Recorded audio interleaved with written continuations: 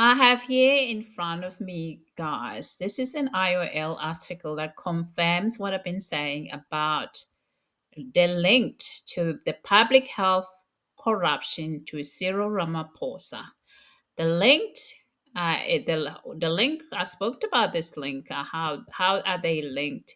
So Maumela, Hangwani Maumela is President Cyril Ramaphosa's nephew, linked to President Cyril Ramaphosa's true previous marriage. And the Maumela is very close to Cyril Ramaphosa's son. And he has been identified as a key figure in a syndicate accused of defrauding the state of 326 million rands at Tembisa Hospital. Of course, I should tell you that the president of South Africa, Cyril Ramaphosa, has publicly denied knowing his nephew, Hangwani Maumela, who's very close to Cyril's son. Okay? Now, there were assets that were seized. The NPA, the National Prosecuting Authority in South Africa, were able to have asset forfeiture unit, which is another section that able to have a preservation order. That preservation order was on the 14th August. They were able to um, have these following assets, being able to preserve the following assets that worth 326 million rands that were frozen. Those assets were linked to Maumela's syndicates. They include the luxurious properties. They include Lamborghinis, Bentley, and a boat. The boat has a serious link to ANC as a group. Now, I hope you can remember, all of you. I think, what was it, February, January, the ANC had a celebration in Cape Town. And Fikile Mbalula decided that he wasn't going to get onto a boat to Robben Island. When you go to Robben Island from Cape Town to visit a place where Nelson Mandela was kept for, in prison, you take a boat, a public boat there. But Figile decided, Mbalula, who is the ANC secretary, decided to go there using a very expensive, luxurious boat.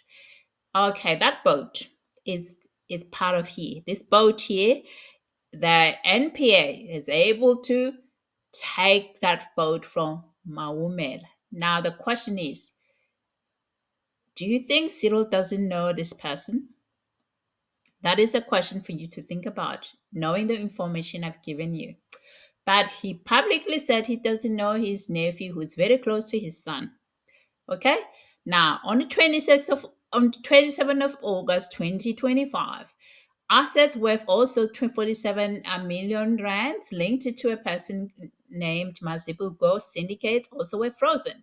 These assets were allegedly purchased with the funds stolen from procurement fraud at Tembisa. There was a procurement fraud syndicate working in that public health system in Gauteng province, Ekurhuleni municipality, specifically Tembisa Hospital.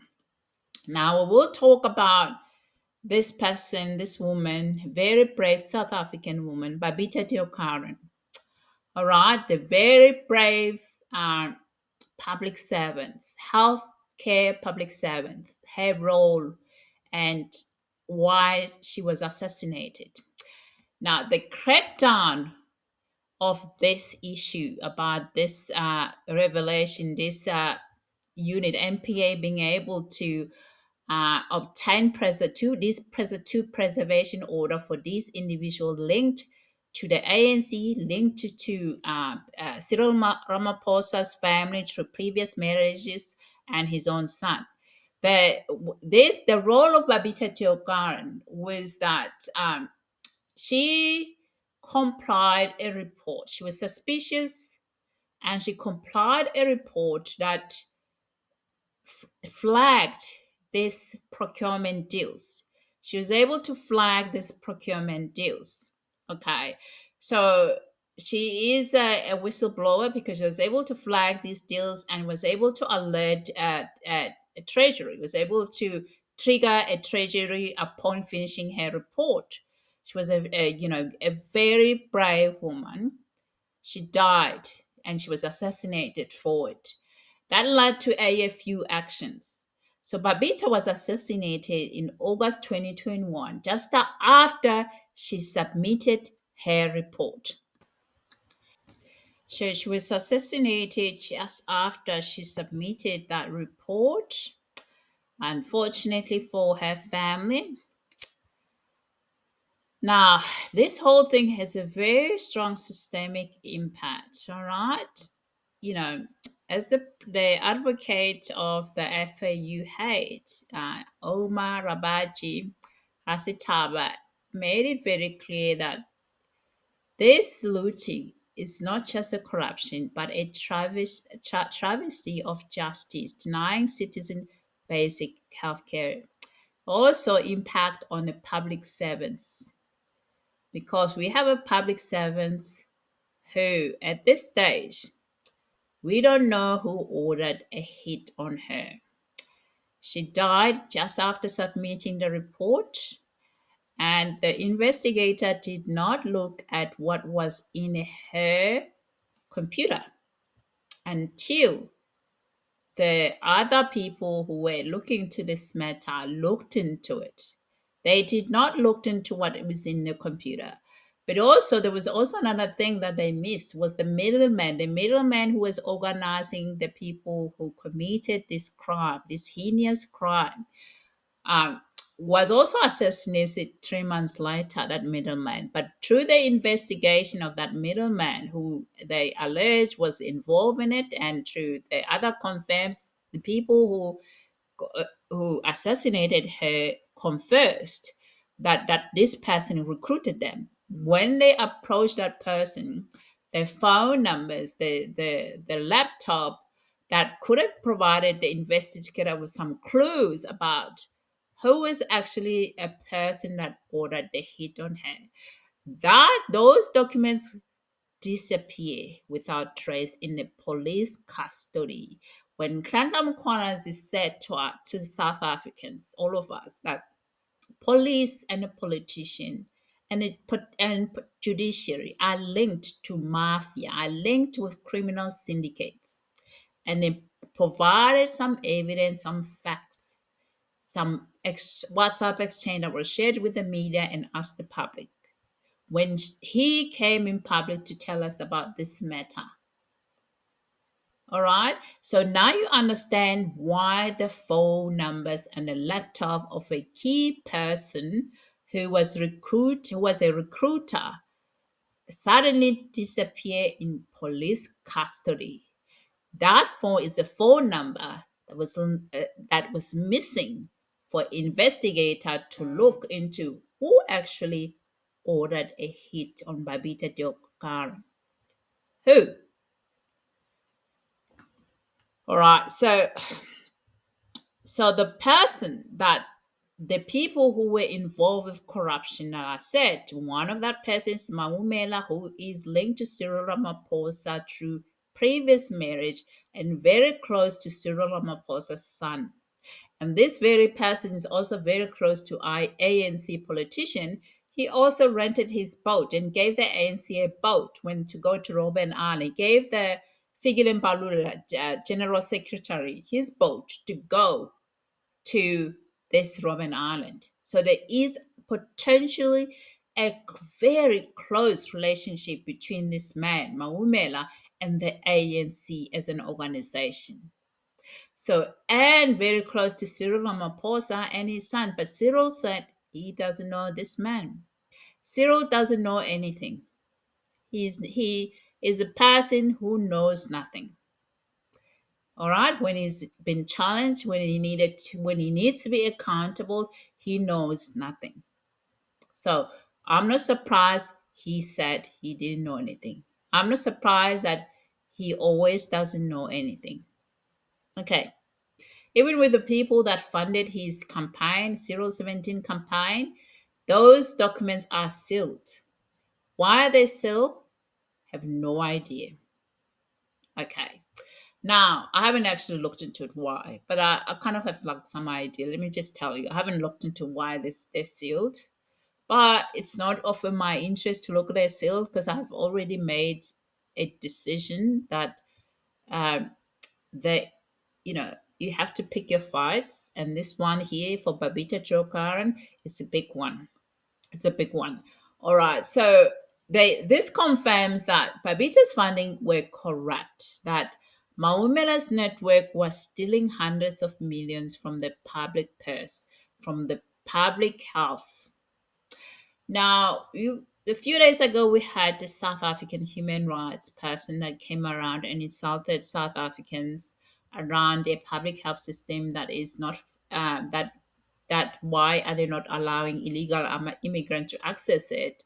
And when that public health system is already underfunded, and none of that human rights person actually has ever asked the ANC people why are they have not done anything with this healthcare system to secure it around identity of the people who are going there, to make it more secure so that it cannot be infiltrated by criminals. So to build public trust, there is nothing that these human rights people have done to ensure that the government is accountable for their action.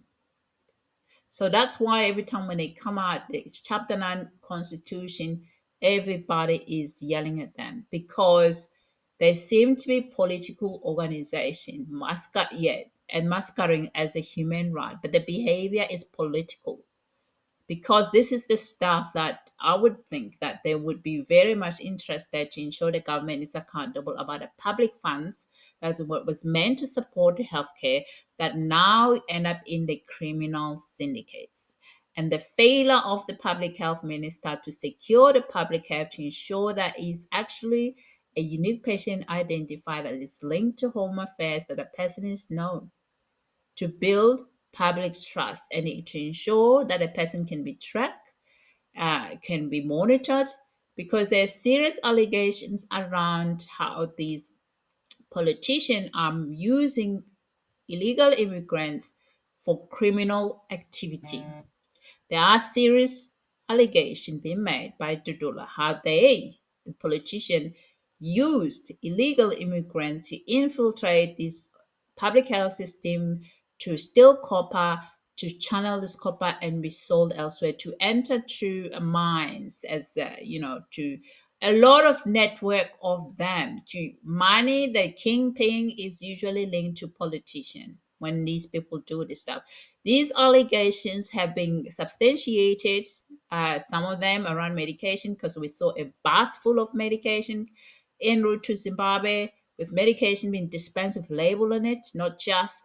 And just yesterday, we saw another bus with a full of medications that would now, this time around, were not dispensed because, Dula has been standing at the gate.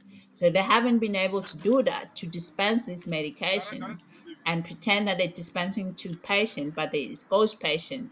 But this time around, the bus was full. The truck was full of boxes of medicines that were not labeled. That means that someone, either through the South African authority, had taken this medication and given to this truck driver. Because I had a look at the South African, look at the around medication. You cannot have that many medication going to Zimbabwe or any other country at all in South Africa under the South African law. So having a medication en route to Zimbabwe, it will be illegal. Having that, it's illegal.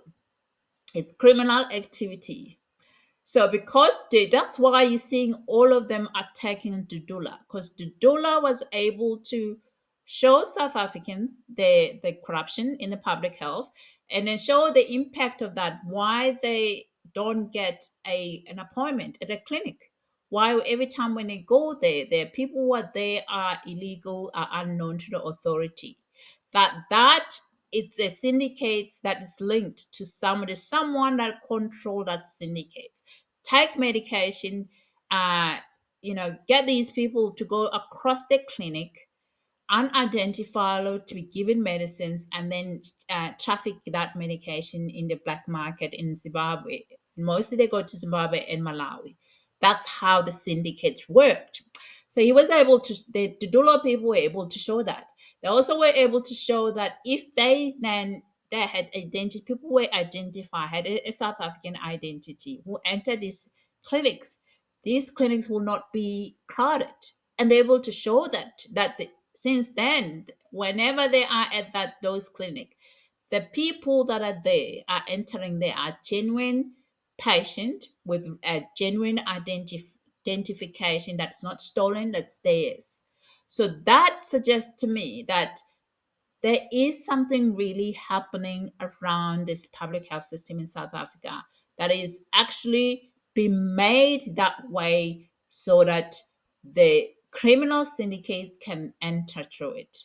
Now, Mkwanazi has not linked this to who is the PC of KZN, has not linked this to that, but he also alluded us that there is actually a link between the criminals, mafia, and the politicians and judiciary as well, with a lot of rulings. And we saw this ruling over the weekend. And the citizens are now concerned that this ruling is finding, you know, ways for people to infiltrate the South African system by changing for illegal people to change their last name, being able to so that they can infiltrate the South African system. So I mean, these are concerns. These concerns are the same as concerns I hear sometimes with my fellow Australian about mass migration concern. They're serious concerns. So you shouldn't be dismissing these concerns as xenophobia or as a racism. But mass migration is actually a phenomena that is so common, a language that is used by all citizens. I hear a lot from South Africans, hear a lot from Australians, and I hear a lot from other nationals that in Britain around that mass migration. So that mass migration phenomena, it's not a fringe name. It's not also a fringe name for white nationals. It is a genuine concern from citizens. So that's what I want to say to that. As a social media researcher, I would say this is the genuine concerns. All right. So now let's go to a luxury. What happened to this story about this issue about corruption in public health in South Africa? So the stolen funds, we know that they were spent on Lamborghinis and mansions, while the hospital ran out of medicines and patients suffer. But there was also a cover up motives. That also reinforced why Babita was silenced, because as soon as Babita sent that report to alert the treasury around this corruption, she was assassinated. So that means someone internal within that hospital at the time, either the CEO, whatever, alerted these groups. There was somebody who was within, who knew what was going on within that department, who alerted them, this group, and then she had to be assassinated as a result of that. So she was assassinated. And also Mpungosi, who was the middleman, who was a person who recruited the assassins, he was also killed, and the evidence vanished for him. Like I said, the phone was not was everything was actually taken away from him, but it disappeared in hospital, just like the dockets.